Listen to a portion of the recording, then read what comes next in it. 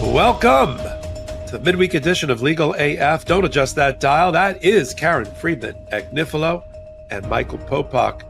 Karen, we got so much to talk about. I'm already breathless. That, and I have a little bit of a cold. I apologize.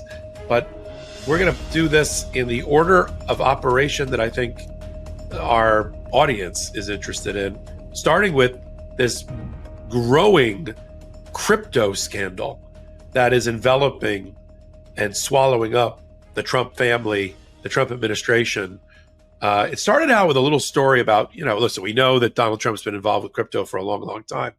He's got a stable coin empire. He runs through World Liberty. He runs a whole exchange. He makes hundreds of millions of dollars. It's gotten even worse. So bad that the Democrats are sponsoring bills to prevent this president, his family, those around him, and others in the future from using meme coins, we'll talk about meme coins, and stable coins to line their pockets or to turn the presidency into a money printing machine. That's not doing the people's business. That's lining your pocket by way of meme coin, and the Democrats have had enough. We're going to talk about all the different aspects, angles of this story now that it's broken. And what broke the camel's back, Karen, was the revelation that Abu Dhabi is going to put $2 billion into a company called Binance, but they're going to do it through a Trump-controlled entity buying stable coins controlled by Trump on this platform to make the investment into Binance. And that was like, what are we, to quote Chris Murphy, the senator, this is the biggest corruption scandal of a U.S. presidency in history. And we're going to talk about it in greater detail. Then we got a win for a good person, a white hat person, a person that we love on the Meidas Touch network and on Legal AF. And we now can finally say that there is a Justice Riggs on the North Carolina Supreme Court. Allison Riggs has won. Some people might be thinking, didn't she win 6 months ago? Yes, she won 6 months ago, but now she's really won because Jefferson Griffin, these names are like right out of like a Tom Wolfe novel. Jefferson Griffin has finally given up after trying to steal 68,000 votes from North Carolinians and from the public to get himself elected to that seat. It has major ramifications, even though on paper it just looks like she'll be just 2 Democrats against 5 Republicans. We're looking ahead, as we always do on Meidas Touch and Legal AF, at 2028 and beyond, where the Democrats want to flip that Supreme Court over to blue. And Allison, we're going to talk about Allison Riggs and why that's so important and how we got there, the court decisions that got us there. Then transgender and transgender rights and the attack, the continued onslaught by the Trump administration is back in the news off a new United States Supreme Court 1/2 paragraph decision, 6-3, to block a federal judge's nationwide ban against the military led by Trump and Hegseth that will drum out of the military, not just people who are in transition to whatever sex they believe better identifies and aligns with what's inside of them, but even people that have already transitioned. And that didn't matter to the Supreme Court, even though it's not a stay on the merits for all of the people that are being thrown out and take their life work away from them. And all they want to do is serve America with the great, and willing to give the greatest sacrifice. We'll talk about that. And it's just, we'll fit it into the constellation of all the other things that Donald Trump has done almost from day one of his administration to try to crush, destroy, dehumanize the transgender American community. And I put those two things together. They are Americans. They are your neighbors. They are your cousins, sisters, brothers, uncles. You are 1 degree or 2 degrees separated from somebody who identifies as transgender. But Donald Trump wants to make them go away. He wants to take away their bathrooms, take away their dignity, take away their pronouns, take away their entitlement to federal benefits, take away their right not to vote, not yet anyway, but take away their right to serve this country honorably in the military. And we're going to talk about that Supreme Court decision and what it means. And then finally, federal judges all over, including a number of Trump-appointed judges, are fighting back with both hands and both feet against the Trump administration's depraved migration, immigration, and deportation policies. And we now have a series of rulings, like boom, boom, boom, boom, boom, every day, a new ruling by a federal judge finding that Donald Trump's use of the Alien Enemies Act is unconstitutional. And then another set of federal judges who are looking at Donald Trump's efforts to go after foreign graduate students who also express an opinion, sometimes an opinion that we may not want to hear, I may not want to hear, but I'll be damned if if we're going to be a country that takes away your First Amendment right to come to this country, study in this country, get a PhD in this country, but also express an opinion that others may not want to hear. That is the basis of our First Amendment. It's why the American Civil Liberties Union is involved. We got a couple of cases to talk about, one having to do with a Columbia graduate, a Columbia graduate. There we are. Thank you. And another one having to do with a Tufts University PhD student, and two federal judges, including the Court of Appeals in New York, Second Circuit Court of Appeals, having ruled in their favor. And we'll kind of put it into context of what it all means, that Trump is pressing a losing hand when it comes to immigration and deportation, and why he's doing it. It's real. I'll answer that question quickly. Political gain. He thinks it helps him at the midterms. It seems to be the only thing he thinks is going to help him, his immigration stance. And we'll talk about the depravity of all that. Karen, how you doing? I'm good. How are you, Popok? Good. What are you doing these days? Anything exciting? Just a little of this, a little of that. You're known as the little of this and little of that, but you do it so well. Yeah, well, these days practicing law pretty much full time. So yeah, that's true. And that's what some people say. Where's Karen? How come we don't see her on Legal AF, the YouTube channel? There's a plug. Go over to Legal AF, the YouTube channel. Help us get to 700,000. Hit the subscribe button. I said because she's got a day job and sometimes a night job. And as soon as that's over, for those that are interested, you can look it up. As soon as that's all over, she'll be right back where she belongs. On Meidas Touch and Legal AF. So with that, without further ado, you want me to lead on the crypto thing, and then you'll lead on one or two of the others? I would love for you to lead on the crypto thing, Popok, because this is the single greatest threat to our country of all the horrible things, and I don't say this lightly, of all the terrible, horrible things Donald Trump has done. This to me is the absolute worst. And I think we need to beat the drum on this louder than any other drum we've beaten. This is a scam. He is profiting off the American people. He is taking money from foreign governments.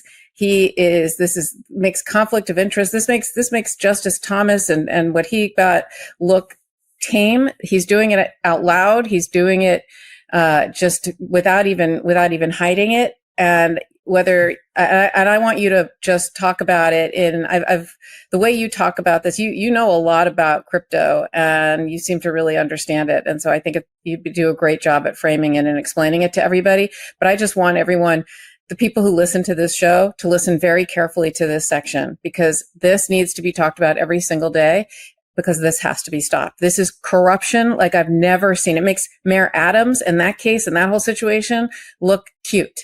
Seriously, this is unbelievable to me. Yeah, that's a great way to kick it off, Karen. And let me use a quote just so you know that Karen's not dealing in hyperbole. This is a quote from Chris Murphy, the senator, talking about the meme coin, MEME, the meme coin, which has been used by Donald Trump. It has nothing to back it. I mean, most cryptocurrency has nothing to back it. We'll contrast that with stable coin in a minute, but there's nothing to back it. It's just a buy and a sell of people's emotions and wanting to support something. And it could be any kind of meme. And Donald Trump has been using meme coins to line his pockets, to allow for foreign influence into our presidency, to put, and I'm not talking, this is not small potatoes here. We're talking Trump has already made over, if you add it all together, close to $1 billion with a B dollars since he took office, promoting meme coins of his own, pushing them through the presidency, using the presidency as a promotional vehicle to sell the meme coins, owning the liquidity pool. I'll talk about that in a minute, which is effectively the marketplace for a decentralized buy and sell, because there's no market. It's not like a stock market where you can go see the ticker price and there's a buyer and a seller and there's brokers and traders in between. With cryptocurrency or meme coins, to put a buyer and seller together, you need sort of money. Somebody has to buy it and resell it and sell it and rebuy it.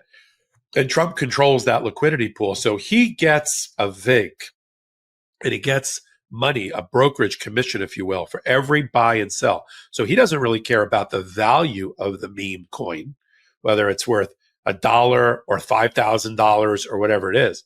He wants volume. He wants velocity. He wants buy, sell. That's why he promotes it through his companies. Like, we're going to be holding a dinner on the 22nd of May at a Virginia golf course with Donald J. Trump, with a photo of Donald J. Trump, for the top 250 holders of the meme coin. Be in the top 250 or the top 20, and you'll have a special audience with him. And blah, blah. Okay. The meme coin sales went up 30%. All that volume, buying, selling, all lined the pockets of the Trump family and anybody else around him. And they've already, because it's on the blockchain, so it's all recorded.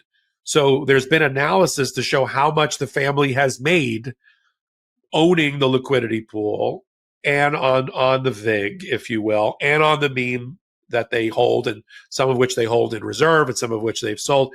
And if you add it all together, the 300 million here, the 10 million here, the 500 million there, we're pushing $1 billion. And it's a way, and this is the scandal. I'm going to read you Chris Murphy's quote in a minute. This is the scandal of our lifetime in a presidency in broad daylight. This is a bank robbery in broad daylight and video recorded that we're all watching. And you have to leave it to the Democrats to call this out. And things have gotten so bad in the scandal and are stinking to high heaven that even Democrats that want to support cryptocurrency, and even, I'll be frank, even Democrats who took considerable amounts of money from the cryptocurrency industry to support regulation of cryptocurrency the way the industry wants it regulated. See, the industry doesn't want it regulated by the Securities and Exchange Commission. They want their own regulator. They want their own set of laws coming out of Congress that they handwrite, that they write themselves. And they were this close to getting it passed, even with Democratic support, bipartisan Democratic support, millions of dollars going to their campaigns, until the $2 billion scandal out of Abu Dhabi came out, where, wait a minute, a foreign Arab country is going to, it looks like they're being forced to invest through a Trump-controlled liquidity pool and stable coin, which is another type of cryptocurrency that's linked usually to $1. So it has a stable price. So that he gets the VIG on it, the percentage on it. And so that can be used as an investment in a private company. And the president of the United States and his family profits from that. So here's what Chris Murphy had to say, Karen, which is very similar to what your summary was. The Trump meme coin is the single most corrupt act ever committed by a president, period. That's quite a sentence. Donald Trump is essentially posting his Venmo for any billionaire, CEO, or foreign oligarch to cash in some favors by secretly sending him millions of dollars. It's almost unbelievable until you remember this president will do whatever it takes, even selling access to the White House, to make himself richer. This is not normal, and we won't let him get away with it. But he continues. Even more disturbing than the kleptocratic actions of the president and his minions has been the utter silence of the Republican majority. That's why he introduced the Meme Act, which I love in many, many ways, including the fact that they put meme in there. It's the Modern Emoluments and Malfeasance Enforcement Act, meme. And what it does is, this is separate from the Genius Act, which is what the industry wanted passed, which would just basically blow open the doors, having virtually no regulation in the area.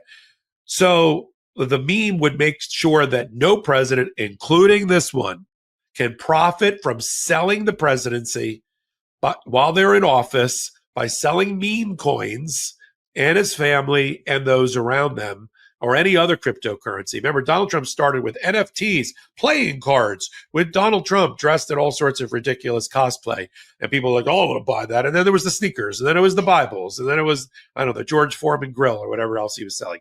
I mean, this president is a huckster. I mean, this is like, this is like the old, the guy, the peddler that used to come to the small town selling whatever out of the snake oil out of the back. That's Donald Trump.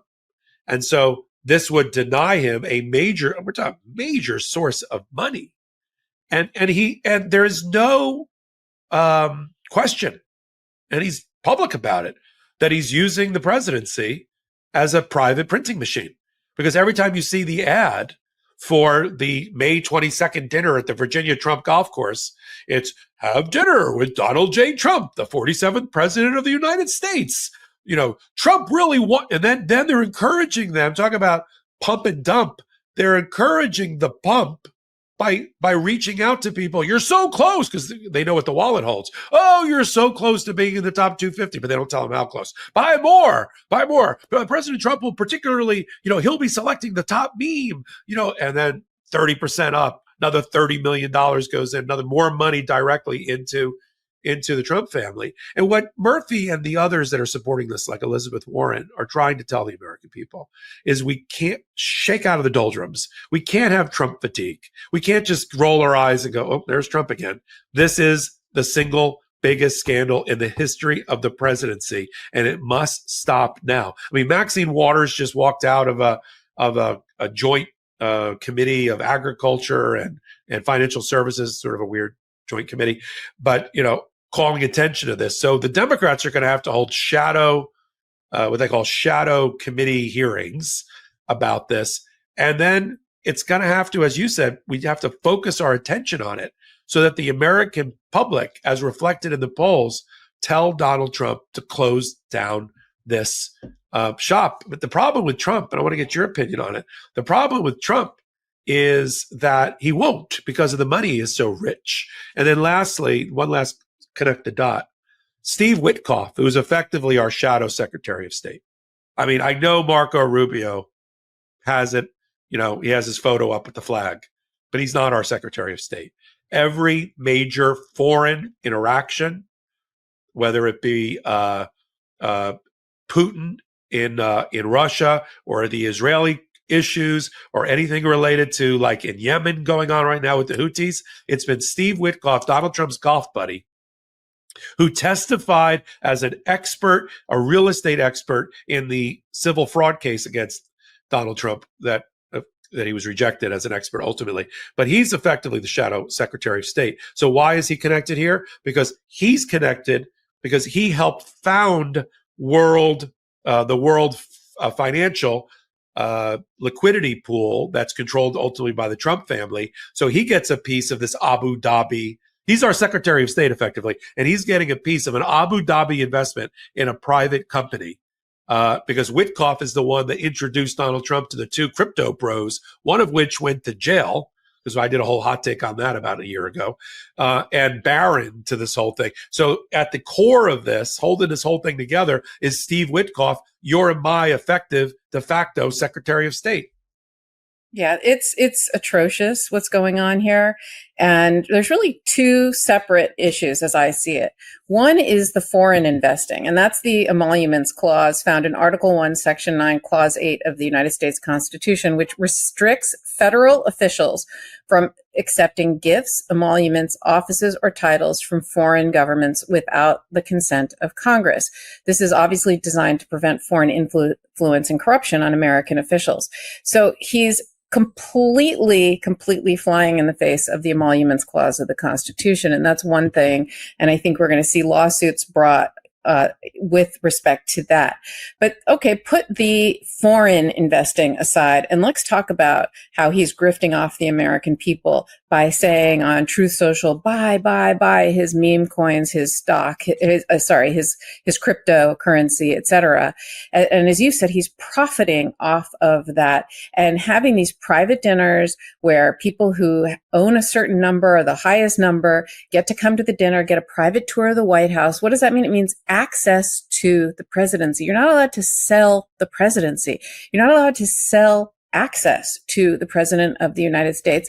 And it's kind of disgusting, frankly, when you think about it, that that's what he is doing and profiting over $1 billion off of that. So I think that is going to be another avenue and another issue that we're going to see bubble to the top of, I think, the consciousness of the American people as more and more people talk about it. And we talk about it. And I think we should talk about it every single day. I mean, when you think about this private event that he is holding for the people who have bought his garbage coin, because that's what a meme coin is. It's garbage. It's worthless. Okay, fine. They want to spend their money on what they want to spend it on. And he's taking their money. But what he's doing is, first of all, how many millions of dollars does it cost to have Secret Service protection, Air Force One, Marine One, whatever it takes to get him from point A to point B? He's not conducting the business of the United States of America when he's at these dinners. He is literally just lining his own pockets with money from these people and selling access to the White House. That is the opposite of democracy. That is not supposed to happen in this country. If Doge is looking for waste, fraud, and abuse, look there. Look at how much money our taxpayer dollars pay so that Donald Trump can go on these junkets and make money off the American people. How much our taxpayer dollars pay so that each of his children can fly around the world and meet with these foreign dignitaries or foreign private entities to put up a hotel in this country or buy something in that country. How many millions of dollars we have to pay to literally fund Secret Service and other protection and other things for Trump's 5 children from 3 different women that he has flying all over the place, making more money, hand over fist, selling the presidency. And people were worried about Hunter Biden, who was on the board of a company. This makes that look cute and adorable. Okay. Like as if that was access to the presidency, right? There was no direct, never a direct, they could never draw a direct line from Hunter Biden to Joe Biden. But here you can draw a direct line. Trump himself is profiting. It is scandalous. It is a conflict of interest. And that is where you could save taxpayer dollars, frankly. And I think that this has to be something that the American people don't stand for and put their foot down. And thank God Congress is going to do whatever they can, even if it's blocking legislation that might otherwise be good legislation. But we need to block anything we can to make this stop, because this is atrocious. That I'm so glad that we are talking about this and that we talk about this going forward until this stops. So it looks like on your one point, and then I think you might be breaking some new news here. The cost, it's estimated that every time Trump goes to a golf course or a live event or whatever it's going to be, like we're talking about, it's $5 million taxpayer dollars. $5 million taxpayer dollars. Marine One, the escorting helicopters, the Secret Service, and we're not even talking about the other things you touched on. Is like the Secret Service detail for Don Jr. or Eric or Ivanka, as you said, to go sell the Trump brand somewhere with all these people in tow. No, I mean, forget about cutting my Social Security or disability. Why don't you not spend, by the time this Trump administration is over, $100 million or more, on phony junkets and personal appearances in order to raise money for your family? I mean, that's right. It's one thing to be spending money on Secret Service who protecting people to go to events that have to do with the presidency. Political. Yes, exactly. But instead, what we're doing is we're literally providing them transportation and security for them to profit off the American people. And so here's the breaking news. You said he had children with 3 different women. Who are the 3 different women? I know 2. Ivana Trump. Yeah. Marla Maples. Who's the third? Melania. Oh, he had Barron. Yes. I keep forgetting that he's the Fredo of the family. I forgot, but yeah, I thought we were breaking news. Like there's a third? Oh yeah. Oh right. So right. So what's the name of the kid with Marla Maples? Tiffany. Tiffany. So Tiffany is one. Yeah, right. The older kids are all with Ivana, Ivana. and then the last one is Melania. Right. She Yeah. had one. They had one, right? Yes, Baron. That he Baron and Tiffany. Yes. he Five acknowledges. five children from three different women, two of which Pretty were good. immigrants. Two of which were immigrants who really would be deported in today's America. Absolutely. That's what Absolutely. that's what we're, you know. Well, I mean, That was fun. yeah, leave it to me to talk about the gossip side of things, you know. No, I liked it. I know. I was just like, I somehow, it's probably because the head cold. I just lost track of all No, his because you're paying attention to serious fornication. things. No, because you're paying attention to serious things that matter. I pay Here's attention. the real question: are they all going to be went to buried? Georgetown Law School, where I went. I mean, I know these little dumb details, you know, that kind of. Are all three of them going to be buried on the 19th hole at Bedminster, or With their mother? Their mother, all three of the wives. Oh my God! All right, so listen, everybody. Speaking of his third wife, Melania, I was reading the New York Times has an article saying in the first 100 and where is she? Exactly. This is just shocking. In the first 108 days of the presidency, she has been to the White House for 14 of those days. That's it. No, she is not. Could you imagine if Michelle Obama? Well, that's the thing. All you read about it are these divorce rumors. I'm like, leave the Obamas alone. You know, and maybe it's just to deflect away from the fact that Melania Trump is disappeared and is nowhere to be seen. She's not even a first lady. She's abdicated her full responsibilities. You know, they used to jump on Michelle for everything. And you know, you'd hear these people go, "Best first lady ever, Melania." Like, why? Because she wears couture. Like, I don't understand. You know, they jumped on Jill Biden, her doctorate, you know, her clothes that she wore.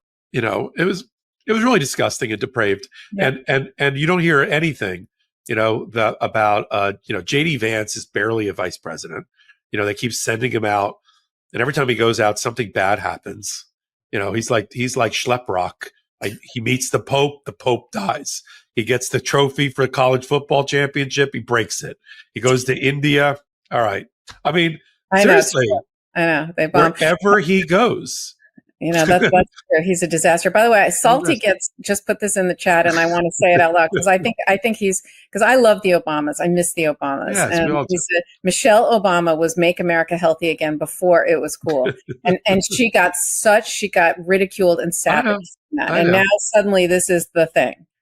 Yeah, so. and then Melania poured asphalt and put in a basketball court at the Rose Garden, started putting up bloody red Christmas trees. Everyone's like, well, yeah, you know what? It's good that she's not around. Because, you know, anyway, and we're going to talk about a lot of things, some of which are going to be TMZ-like and gossipy, and most of which are going to be hardcore law and politics. You're here on the Meidas Touch. What did I break news? I couldn't wait to hear what this was. I'm like, I broke news? I don't think I did. I wrote it down. I'm like, did he have 3 wives? Okay. So there's a lot of different ways to support this thing we call the Meidas Touch Network and Legal AF. And it is decentralized, just like the cryptocurrency market. And it gets its support from lots of different ways: viewership, audio, listenership, important. Some people, you know, I've met people, they only get the podcast from YouTube. And some I've met, they don't even know we have a YouTube. And that's good. Try to support both, because we're trying to rocket legal. We're jealous of Meidas Touch getting the podcast, the Webby. We want to get the Webby next year, you know, and so we're like in 13th place. We want to move up and be with the brothers on the podium. So watch us, listen to us, tell your friends about us. That's all podcast related. Then you've got the subscriber base for Meidas Touch, which signals to the world, the algorithmic gods and everybody, that you want this content. You need this content. And so hit the subscribe button as Meidas moves to 5 million. It's the #1 YouTube channel in the world. And then we've got this parallel universe, which is I do in collaboration with the brothers, which is Legal AF, the YouTube channel, Legal AF MTN. And we're on our way to, we have to update that. We're on our way to 700,000 subscribers in the next week or two. And some amazing collaborators, besides Karen, who's on leave right now in order to pursue her day job. We've got, I just added Sidney Blumenthal and Sean Wilentz. They have something they formed called the Court of History. Who better than Sidney Blumenthal and Sean Wilentz to put into historical context everything that we're watching with the Trump administration? And they bring in some amazing guests and panels and all sorts of things. Just adds depth and quality to what we're doing. And the reason they call it the Court of History is because for them, history is the highest court, even above the United States Supreme Court. And they are right about that. And they're doing videos about every day. So Sidney Blumenthal and Sean Wilentz. We got a new group that's coming on. In fact, we're going to talk about it internally on Wednesday with a podcast called, I'll announce it now, It's Complicated.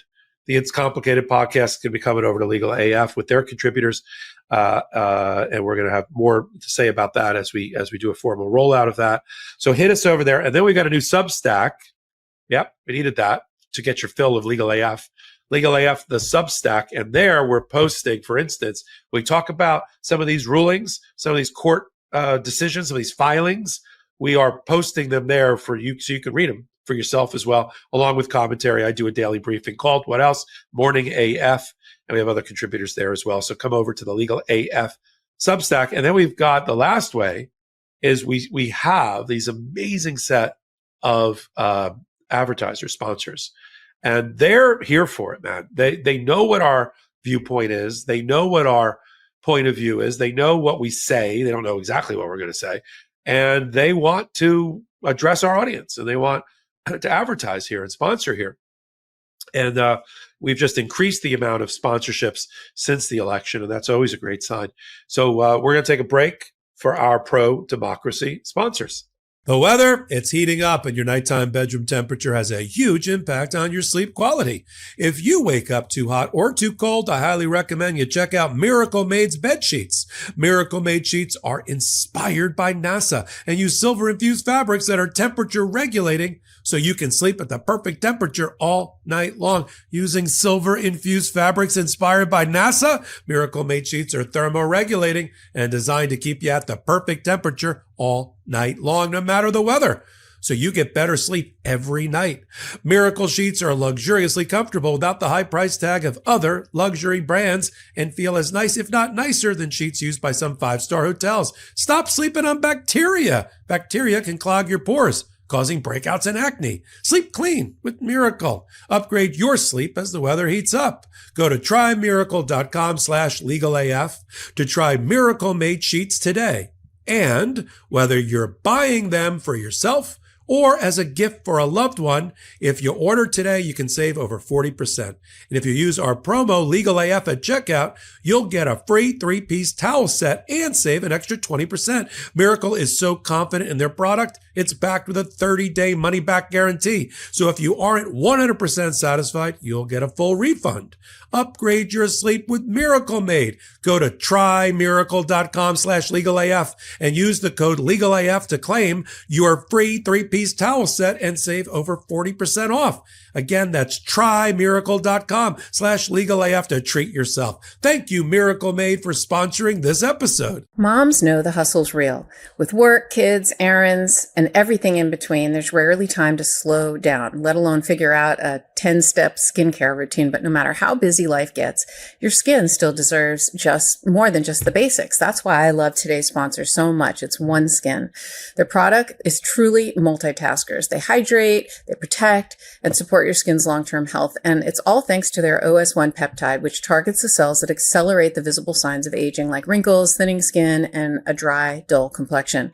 OneSkin supports the skin at a deeper cellular level. So even if I'm running on fumes, at least my skin gets what it needs. I try their cleanser, their moisturizer, their sunscreens, or my new favorite product is their new peptide scalp serum, because, you know, scalp health is skin health and hair thinning is something that happens to some of us with age. So you can get 15% off with the code LegalAF at oneskin.co for moms or grandmoms who do it all. And now there's a skincare routine that does too. OneSkin is the world's first skin longevity company, and by focusing on the cellular aspects of aging, OneSkin keeps your skin looking and acting younger for longer.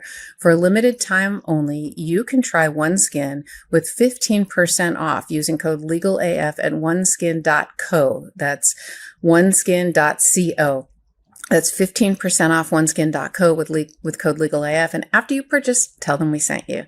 Thanks for supporting the show, OneSkin. Welcome back to Legal AF. Thank you to our pro-democracy sponsors. Sometimes, many times, the good person wins. Sometimes the white hat prevails. Sometimes somebody takes a stand and doesn't allow 68,000 people who voted to have their votes thrown in a trash can so that another person can claim they won an election to the Supreme Court of that state. And this time, Allison Riggs, friend of the pod, who's been interviewed a number of times by our partner, Ben Meiselas, she won. She hung in there through multiple appeals by Jefferson Griffin. I hate Jefferson Griffin, by the way. I mean, I never despise people. I despise everything that Jefferson Griffin stands for. For me, he disqualified himself to ever become a Supreme Court justice in North Carolina or anywhere else. And I think he should step off of the Court of Appeals because his approach to try to steal this election was so depraved that I think it just sullied him and showed such a lack of character. By contrast, Allison Riggs, what a high moral, high character individual. And there were 4 appeals. There were 2 state rulings in favor of Jefferson Riggs. And yet Allison Riggs, now Justice Riggs, never gave up. And then finally the end game happened. I'll turn it over to you, Karen. We had a ruling by a federal judge and then a decision, apparently, by Jefferson Griffin. Why don't you kind of tie it all together in your own inimitable fashion? Yeah, well, it's funny when you put this on the list of things we're going to talk about today. I was like, didn't this election happen a long time ago? This is still kicking around. And it's because this was 6 months ago. She won by a very, very, very thin margin. I think it was 700 or so votes, which is obviously a very thin margin for the entire state of North Carolina. And so as a result, she was entitled to, the person who lost, as you said, this terrible person, Jefferson Griffin, was entitled to challenge it and have it recounted. Okay, that's fair, right? That happens all over the country. Nothing wrong with that. What was terrible about Justice Griffin, and what is happening now and is becoming the norm all around the country is it's like January 6th minus the violence. It's trying to steal an election, trying to disqualify voters. So what he tried to do is essentially they spent millions of dollars litigating this, and he tried to get 68,000 votes thrown out. 68,000 saying they should not count. Your vote shouldn't count.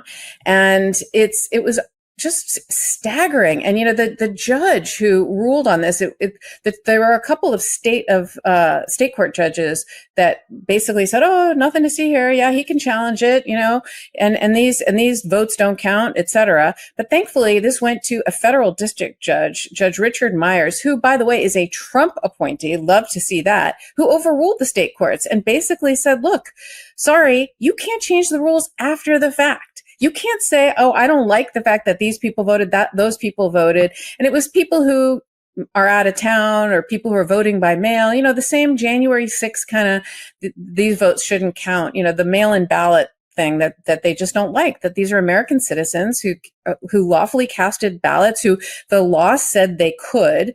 And after the fact is when they tried to say, oh, no, we don't want these counting. And what Judge Myers said was, you don't get to change the rules of the game after the game is over. You establish the rules before the game.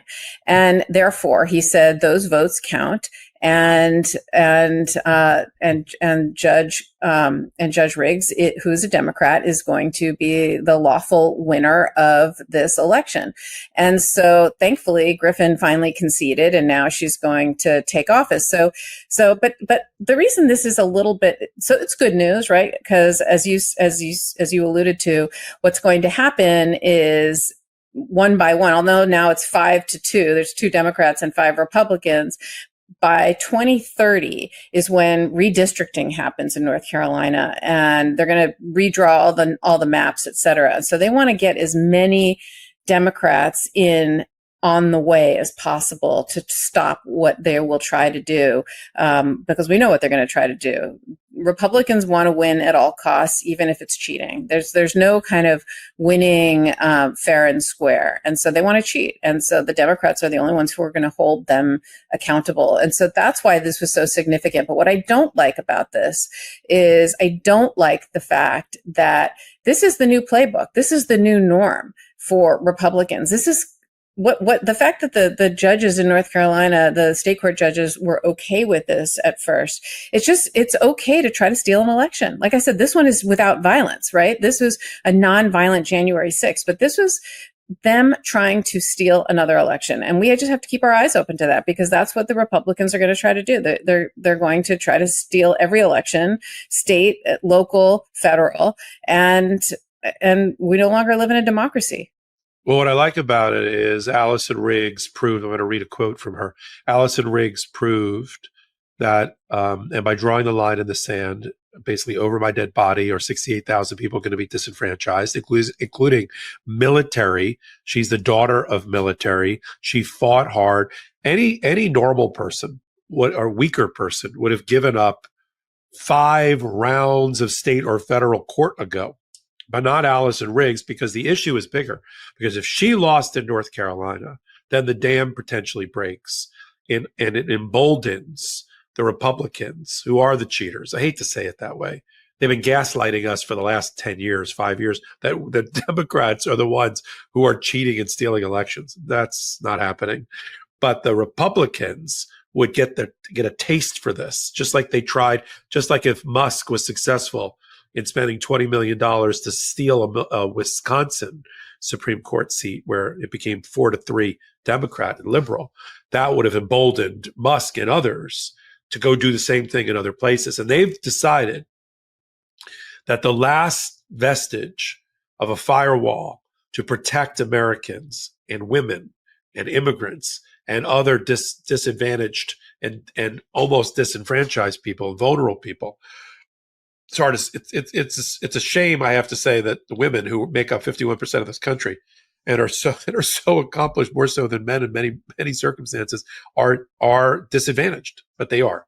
And the last vestige for that is state Supreme Courts enforcing state constitutions. And the Republicans know it.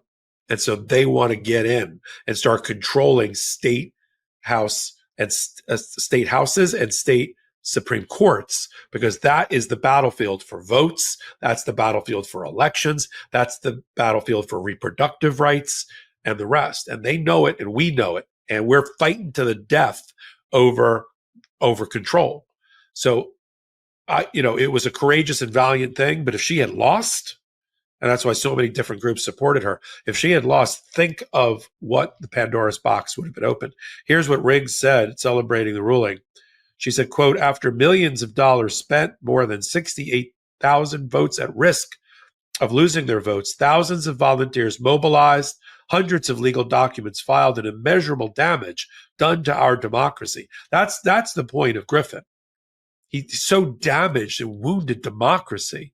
Even the Judge Myers, the Trump appointee, said, you want me to unseat her? In order for me to put you in your chair, Griffin, I got to throw away and disenfranchise 68,000 people. In order to give her the seat, I just have to recognize the will of the people. So you know where I'm going with this, which was the right way to analyze it. She continued and said, I'm glad the will of the voters was finally heard 6 months and 2 days after Election Day. It's been my honor to lead this fight. And she's not done, even though it should never have happened. This is a righteous victory for democracy and a clear defeat of political gamesmanship, said the DNC's chair, Ken Martin.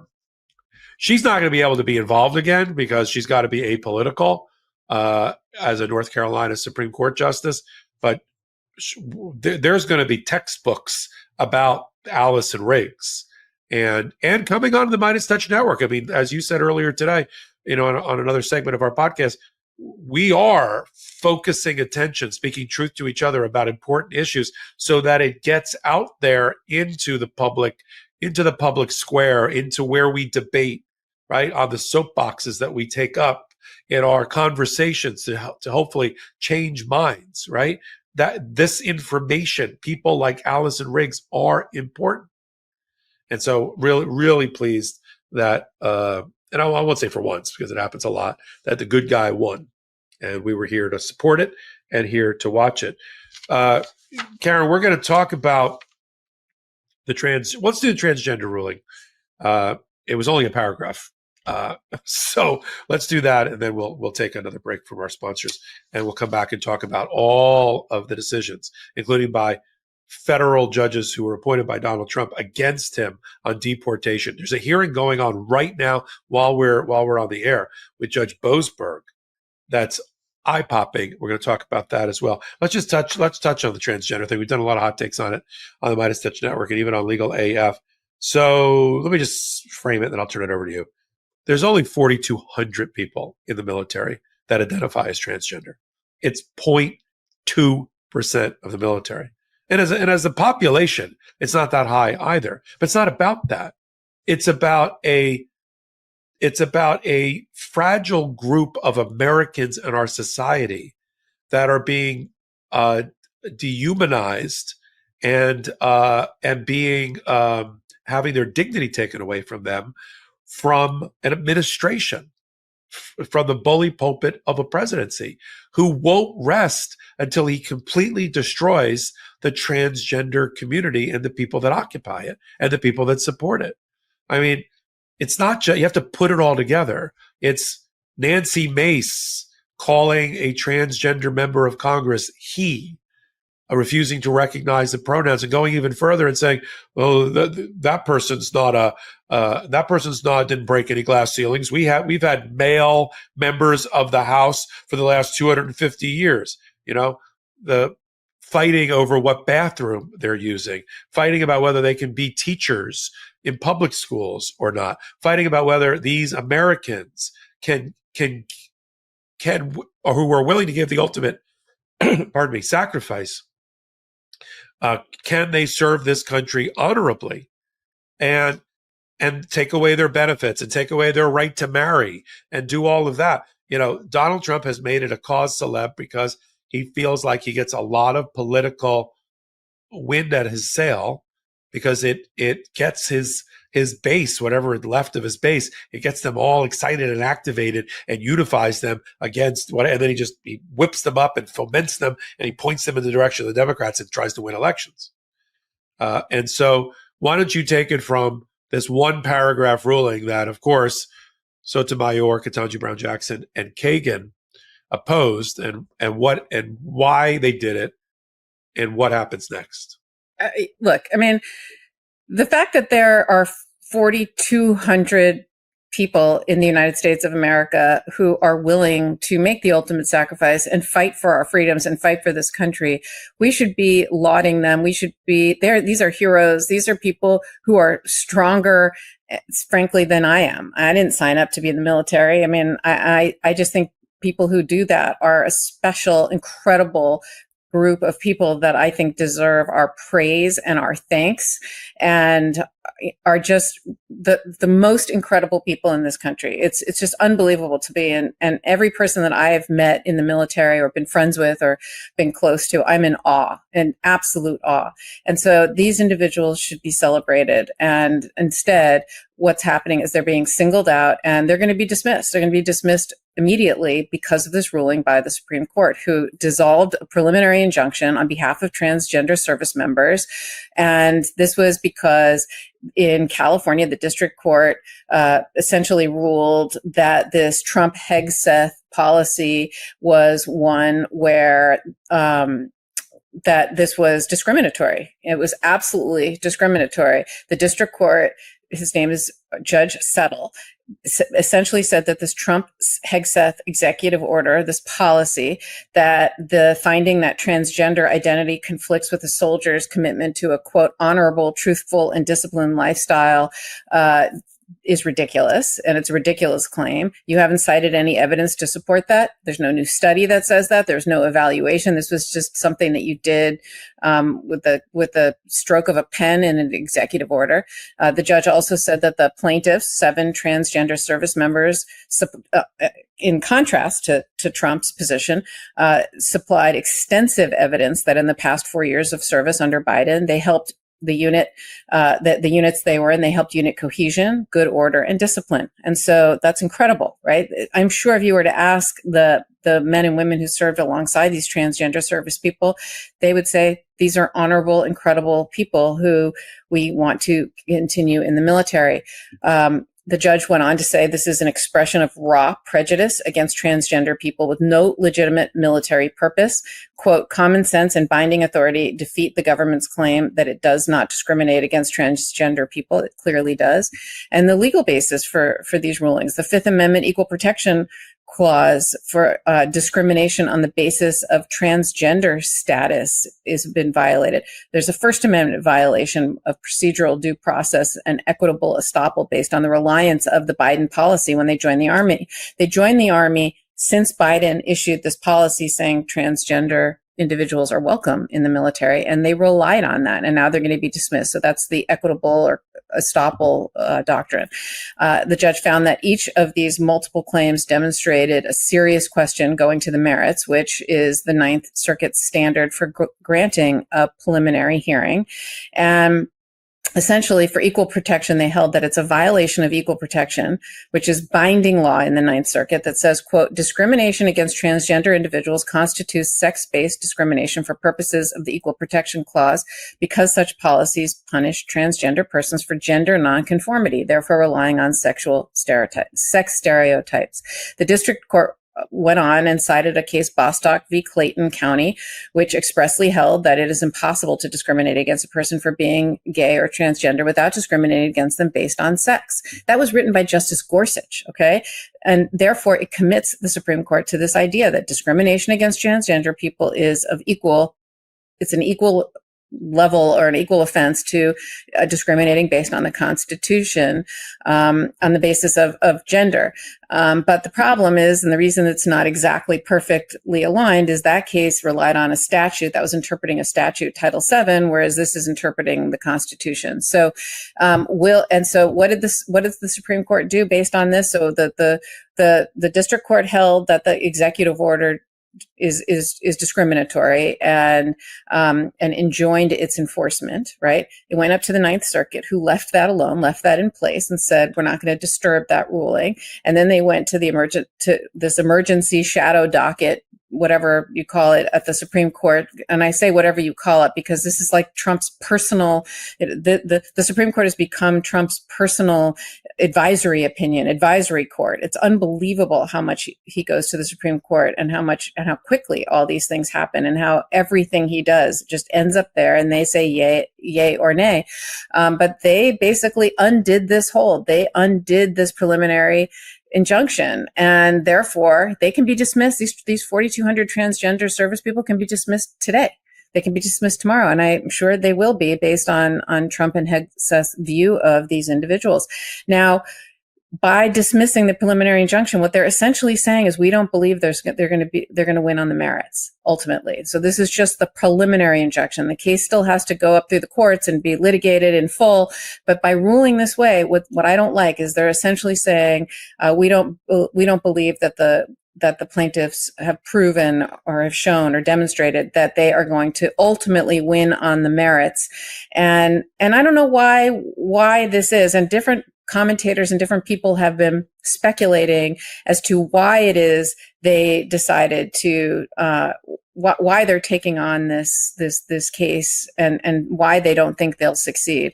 Is it because the district court entered a nationwide injunction, and they don't like the idea of nationwide injunctions.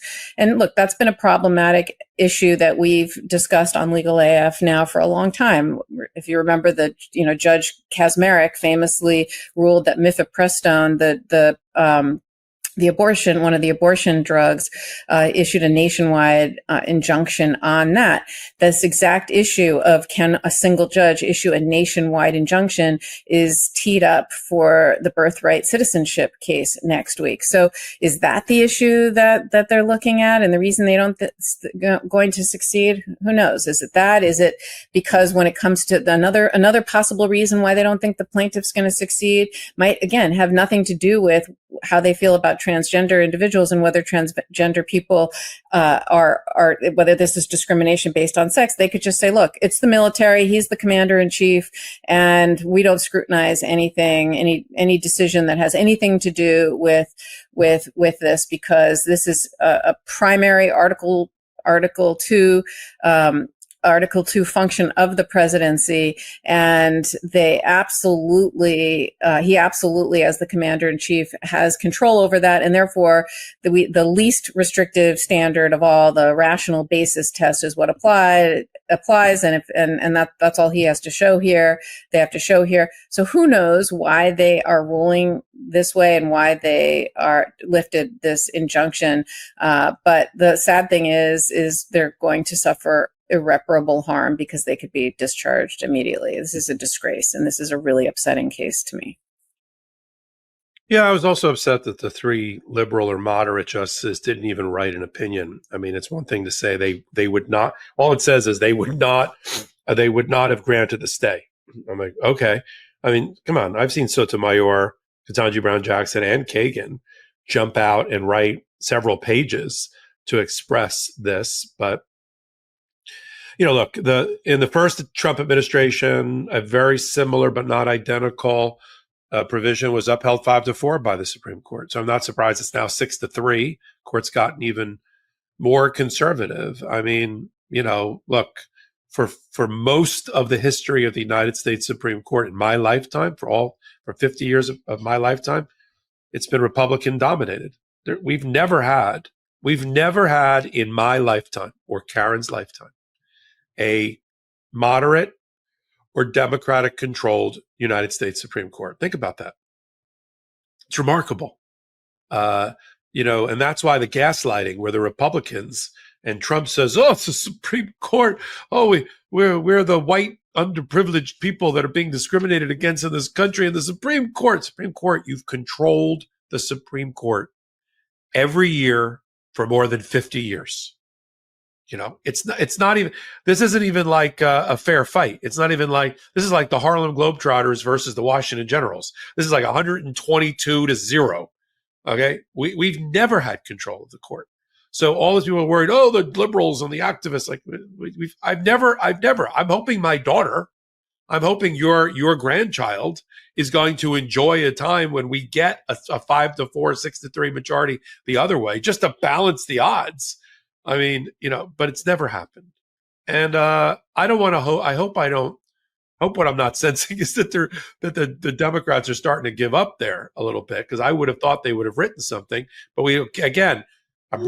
this is somebody's sending an email. This is the problem.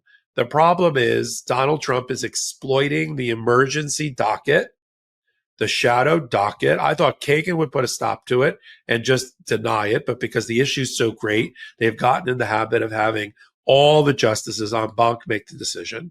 It's done with very little briefing, no full complete record, no oral argument, no time for deliberation, no time for thoughtfulness, no time to lobby each other over votes. It's just a knee-jerk reflex. Who's a right-wing, alt-right conservative? I am. Who's not? Okay, 6-3, you're done. And Donald Trump knows it. And everything's an emergency. And not everything is an emergency, but it's the way Donald Trump is exploiting this loophole at the United States Supreme Court, but the Supreme Court's allowing him to do it. And there's ways, especially when the cases come out of California and Washington and the Ninth Circuit, like, grow some and say denied. denied on the stay. Oh, and then make them go try to get to the full en banc with some sort of letter writing campaign. They got Kagan, Ketanji Brown Jackson, and Sotomayor, when they're handed a gift, can't return it. They're going to have to stand up and as the sitting justice over a certain circuit and vote no, and just say no, and I'm not sending it over to the full court.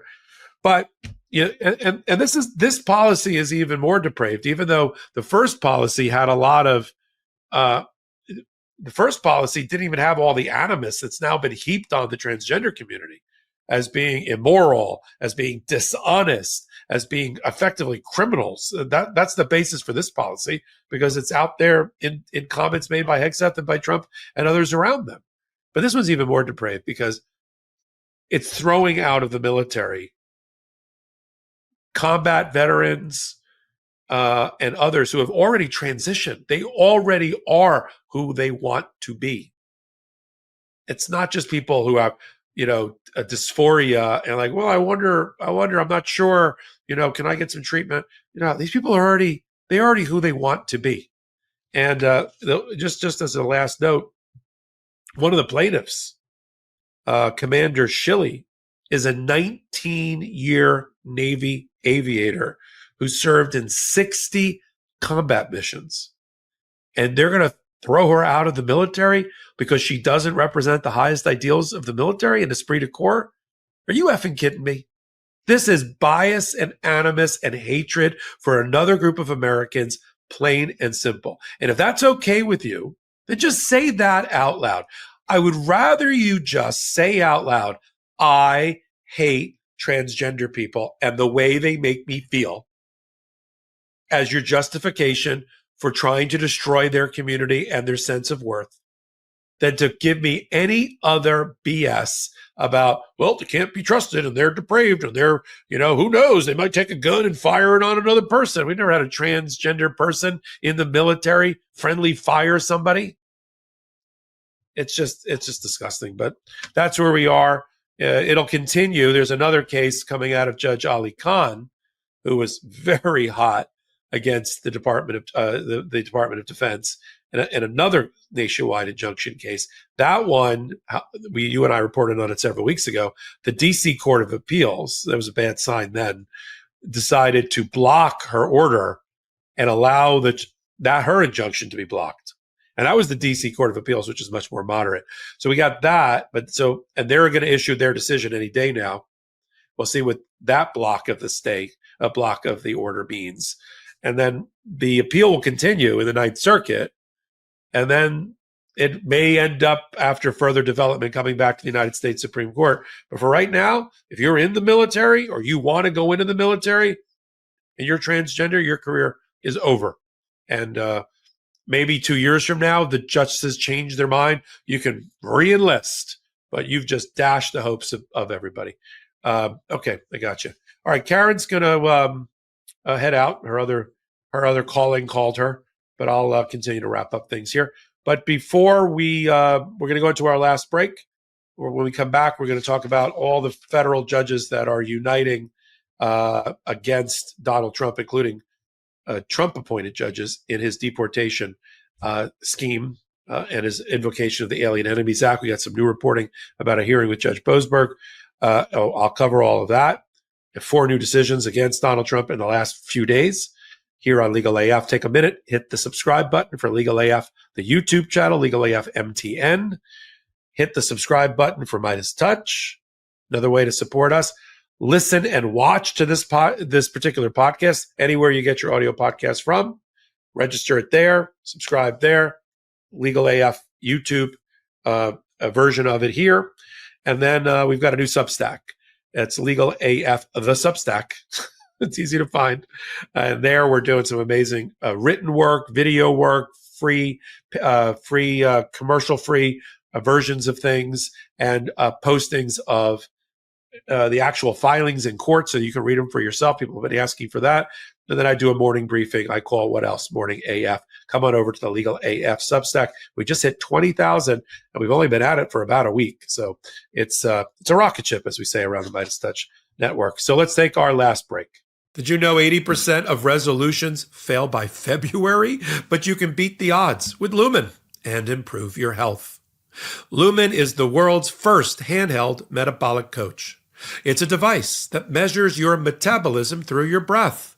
And on the app, it lets you know if you're burning fat or carbs and gives you tailored guidance to improve your nutrition, workouts, sleep, and even stress management. All you have to do is breathe into your Lumen first thing in the morning, and you'll know what's going on with your metabolism, whether you're burning mostly fats or carbs. Then Lumen gives you a personalized nutrition plan for that day based on your measurements. You can also breathe into it before and after workouts and meals, so you know exactly what's going on in your body in real time. And Lumen will give you tips to keep you on top of your health game. Because your metabolism is at the center of everything your body does, optimal metabolic health translates to a bunch of benefits, including easier weight management, improved energy levels, better fitness results, better sleep, etc. Lumen gives you recommendations to improve your metabolic health. Take the next step to improving your health. Go to lumen.me/legalaf to get 20% off your Lumen. That's lumen.me/legalaf for 20% off your purchase. Thank you, Lumen, for sponsoring this episode. Want to be the most interesting person at the party? Well, with our next partner, you can bring the best, most interesting wine from an independent winemaker with a truly unique story. This podcast is sponsored by Naked Wines. It's 2025. Do you still shop for wine like it's 2005? Naked Wines is a service that directly connects you to the world's finest independent winemakers, so you can get award-winning wine delivered straight to your door.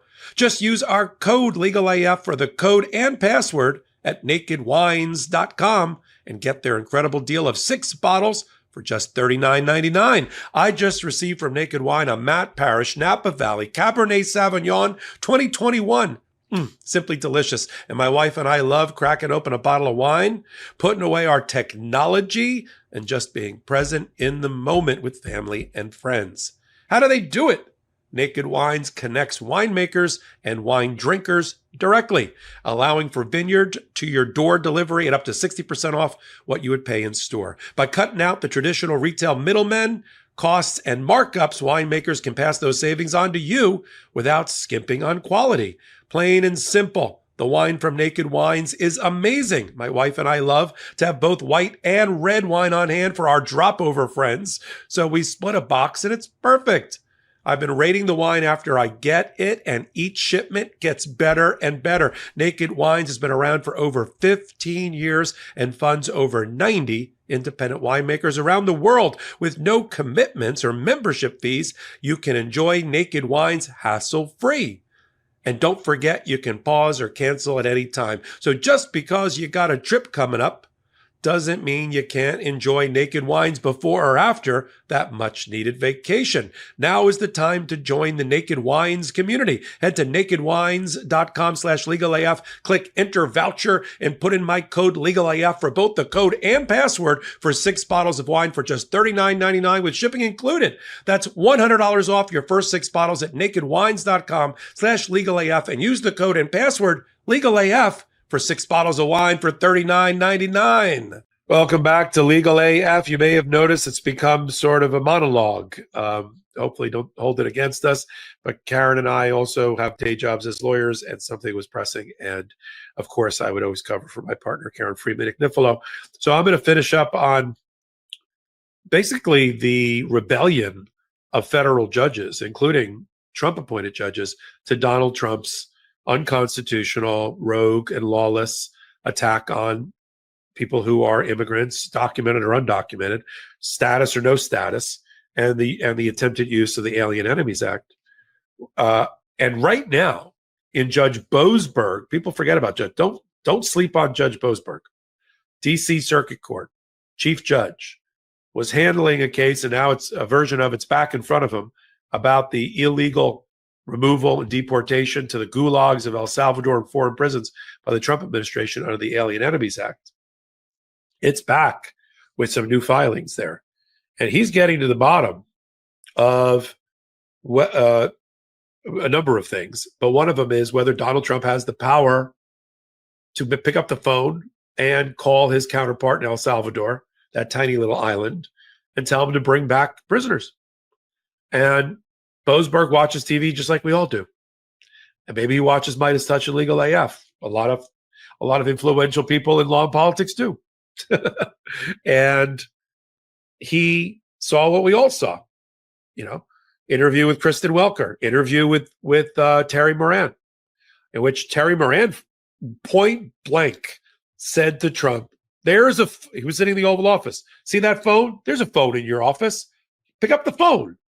Call Bukele, the dictator of El Salvador. He thought, I could. If he was as nice a person as you say he is, Terry, but he's MS-13. How do you know that? Well, he's got it tattooed on his fingers. Well, he doesn't, because that's a lie. That was a made-up deep fake meme photo that you embraced as policy.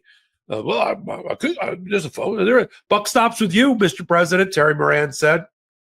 You're not being very nice to me, Terry. That's usually Donald Trump's response. Kristen Welker said the same thing. Now Donald Trump's like shape-shifting when it comes to his power and his authority. When he was asked by the New York Times, by Time Magazine, in an interview that kicked off this whole tour of the media, and this was in writing, the Time Magazine reporter said to Donald Trump, "You've been ordered to facilitate the return of Abrego Garcia from a prison in El Salvador.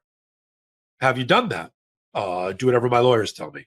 But have you facilitated the return? Have you picked up the phone and called your counterpart? No one's ever asked me to do that. You're the first person to ask me to do that, right? The interviewer was the first person. That's because if that's true, he's either so out of touch with his own administration that he should be put out to pasture through the 25th Amendment. Or he's being lied to by his principal lawyers like Pam Bondi and Stephen Miller, who's not a lawyer, about the results that he's suffering, the losses he's suffering at the Supreme Court. Or he knows he's losing, and he knows why he's losing, and he's lying to the American people by acting like, "Oh, I don't even know. I get my information from the lawyers." So who really believes that the first time Donald Trump the thought was ever put in his head about picking up the phone and making a phone call was when the Time Magazine reporter asked him? Fast forward to Kristen Welker, he then admitted, this is the shape-shifting. He went from, no one ever asked me. And then it was, the phone's on your desk. Yes, but I don't like this guy. And then the third one was with Kristen Welker. One half of the interview was, due process, never heard of it. You're the president of the United States. You have to defend and uphold the U.S. Constitution. But does that include due process? I don't know. I got to talk to my lawyers. I'm not sure that means due process. There'd be a lot of trials. There'd be a lot of trials and hearings if we did that. That was one eye-popping moment. That would be an article of impeachment if adults were in charge of Congress right now. Hopefully they will be at the midterms.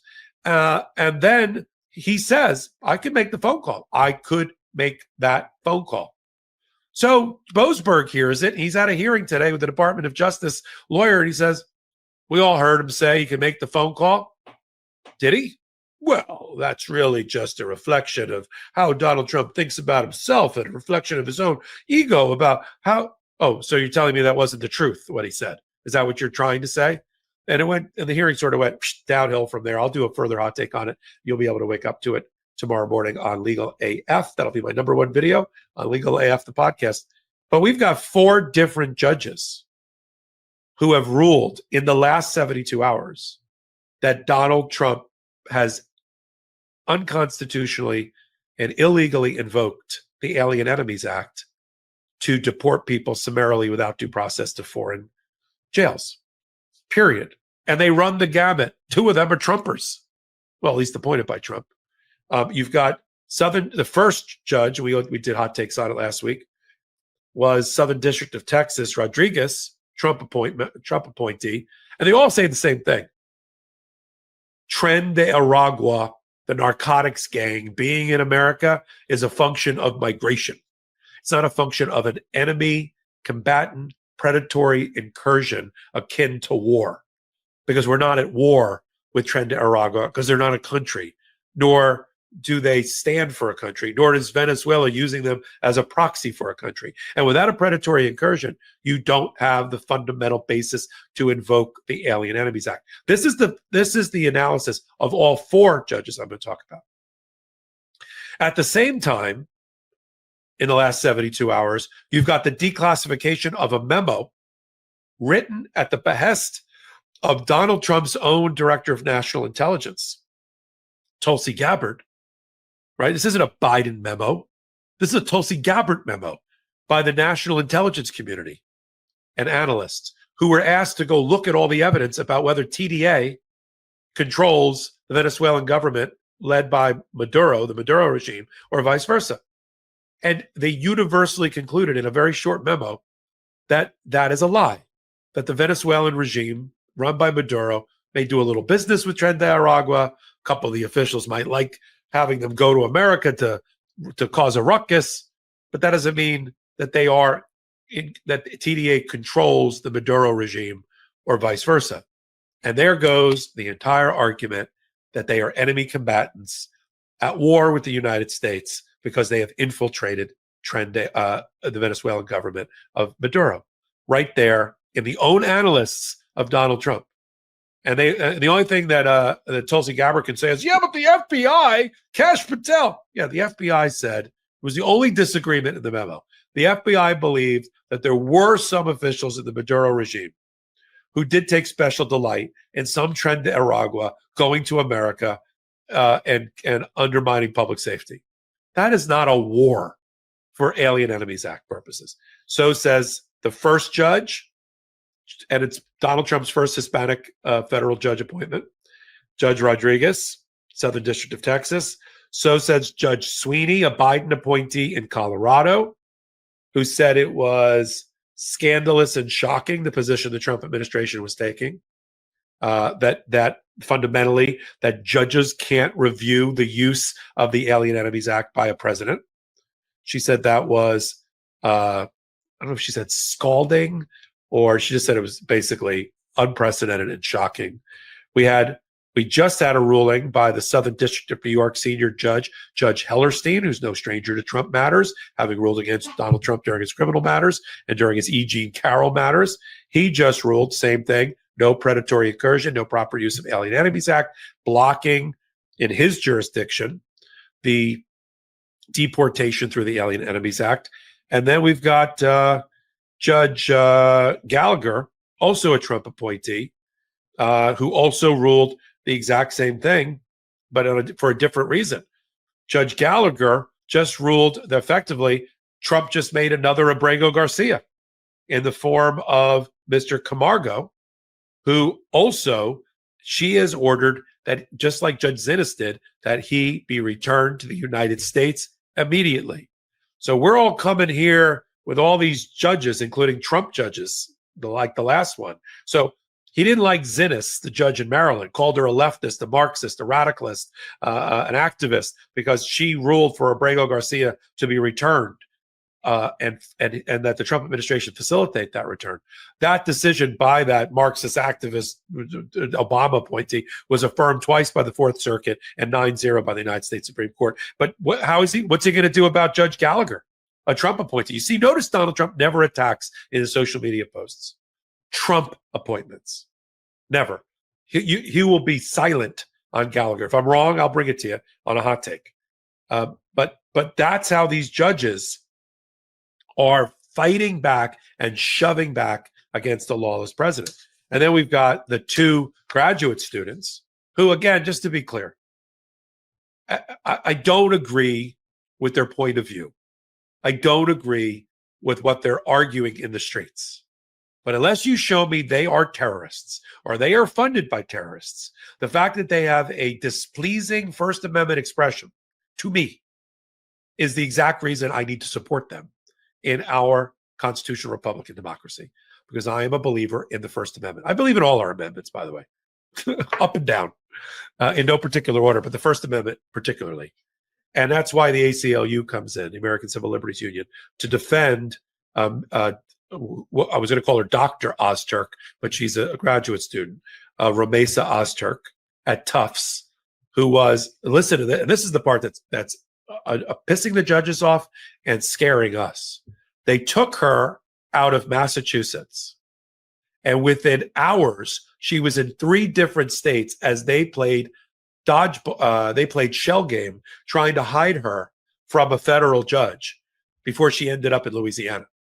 She's now been ordered by the Second Circuit Court of Appeals sitting over New York and Massachusetts. She's been ordered to be returned to Vermont, where she was originally picked up. Vermont seems to be the place for these. We got 2 cases coming out of Vermont. Second Circuit said, no, you don't get to keep moving her around in 3 different states in 72 hours to avoid our federal jurisdiction. She was last in Vermont. You bring her back to Vermont. Now, we'll see another emergency application by the Trump administration to the Supreme Court. First stop on that train, I think, is Sotomayor. And I'm pleading with her. I'm pleading with Sotomayor. Deny the application by yourself. Stop turning it over. We got to stop with the niceties. And we got to start with elbows up, even at the Supreme Court. We got that case, and then we got the case of a guy named Mohsen, who was at Columbia University. Again, these are people that are expressing the views in support and in solidarity of Hamas and of the Palestinian people against the Israelis. It's all sort of coming out of the same place. But federal courts are the place that we want to be that last firewall to protect even foreign graduate students from abuse by this administration. Because where else? What would Donald Trump have us do, or his supporters? Get rid of the federal court systems? Just give him, yes, I know the answer. It's rhetorical. Give him complete carte blanche, do whatever he wants. Yes. But where's the check and where's the balance? And where's the 3 co-equal branches of government if one of the branches is completely run amok and nobody's there to stop them? So this has been a bad week for Donald Trump when it comes to his deportation and removal scheme. It is. It has. You can't spin it. There's no silver lining. He's lost effectively at the Supreme Court 6-3, 9-0, and 7-2. Every combination of a supermajority he's lost when it comes to immigration in the last month and a half. He's lost 4 cases in the last 72 hours. He's lost an appellate case. Now, sure, all of it is fun and games until you get to the United States Supreme Court. And again, I implore the moderate justices of the Supreme Court, use your powers and your superpowers to procedurally fight for the cause. It really is necessary. You're here fighting for the cause. The resistance is televised, and it's on YouTube, and it's on podcasts for the Meidas Touch Network and for Legal AF. And we have a fellowship, a community that we've built here together, and it's meaningful, and it means something to me, and it means something to all the other contributors and those that were here from day one. I just, as people know, some people know from my private life, my 90-year-old mother was living in an assisted living facility in Georgia, and I'm fortunate enough to be able to move her to a brand new facility right near my home. And as I was leaving facility number 1, as I was walking the hallways in Georgia, I can't tell you how many of the home health care nurses or the health nurses and staff came up to me and said, and I've been going there for years. My mom has been there for 7 years. And just today, they were, wait, Meidas, Legal AF, hold up their phones. And the fact that we've made it into that world, we've got some great guests, amazing people, and people from all socioeconomic backgrounds and educational backgrounds. But it's the most heartwarming for me when somebody who doesn't have 5 degrees, who doesn't have a master's or defended their thesis, comes up to me and gives me a fist bump or whatever. And that is the salt of the earth that helps propel the Meidas Touch Network and Legal AF. It is a core part of our audience and so important to me, because when I do my hot takes, I don't picture I don't picture people with their clothes off, by the way. I don't have stage fright, as you may have noticed, but I don't picture as my target audience who I'm talking to. I don't picture the college professor or the lawyer or the PhD in this or the doctor. I picture the American, the ones that do the living and dying and breathing and tax paying and hard work, school teachers and firefighters and home health care and people in the healthcare industry and veterans and the rest. That's my core audience, for who I speak to. And of course I want everybody else to come along for our journey. But that's important to me. And I wanted to express it here. You're important to me and to the Meidas Touch Network as we continue to grow this pro-democracy channel and all the other affiliated channels that go with it, like Legal AF, the YouTube channel. Come on over there, hit the subscribe button. We're well on our way. Our target is 700,000 subscribers by next week. I'm sure we will get there with your help. We got a Legal AF Substack, Legal AF the Substack, where we post some amazing new content there. Do that. Set the reminders on Legal AF because we're adding new contributors almost every week at the intersection of law and politics. And of course, hit the subscribe button for Meidas Touch. We got a store. We still sell merchandise. Yeah, I see the sales every month. Like, we still selling t-shirts. That's good. There it is. It's store.meidastouch.com. You can fly the flag of Legal AF in various ways, including coffee mugs over there. And then we've got our Patreon, patreon.com/legalaf. All the ways, there it is, all the ways to support this ecosystem that we have built together. So on behalf of Karen Friedman Agnifilo, who had to run off and represent some clients, and me, Michael Popok, here on Legal AF, shout out to the Meidas Mighty and the Legal AFers.